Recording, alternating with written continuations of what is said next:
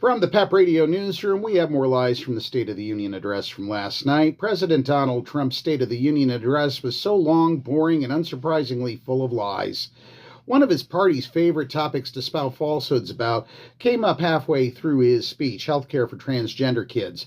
Trump denounced gender-affirming care for transgender minors and claimed blue states are encouraging kids to transition right before their eyes without parental consent. In a truly ironic, dare I say idiotic moment, he equated the protections blue states offer to minors who access trans health care to ripping children away from their parents, while ignoring the fact that his immigration policy routinely does just that, takes kids away from their families.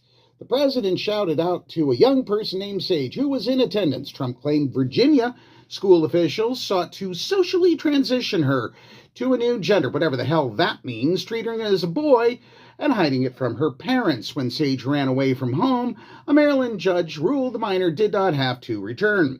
Surely we can all agree no state can be allowed to rip children away from their parents' arms and transition them to a new gender against the parents' will. Except it isn't the parents' decision to make now, is it? The president said triumphantly, we must ban it immediately. Yeah, whatever, Trump.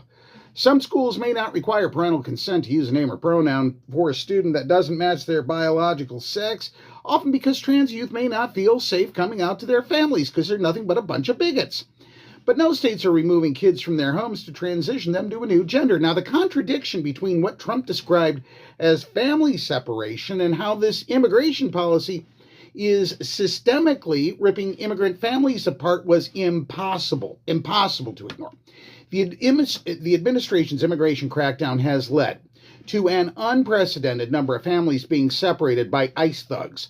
During Trump's first administration, thousands of migrants were separated at the U.S.-Mexico border. Now, ICE is detaining longtime U.S. residents on their way to work, to school, to church, wherever, it doesn't matter. Most are then forced out of the country within days, leaving their children and family members completely unaware that they were even taken. The practice is a new form of forcible family separation, and it means the administration is not complying with its own directives on detaining parents or caregivers, advocates told HuffPost. Once someone is deported without their child, the process for reunification is nearly impossible. Of the 2,700 children who were separated from their parents under the first administration, more than 1,300 still have not been reunited with their parents.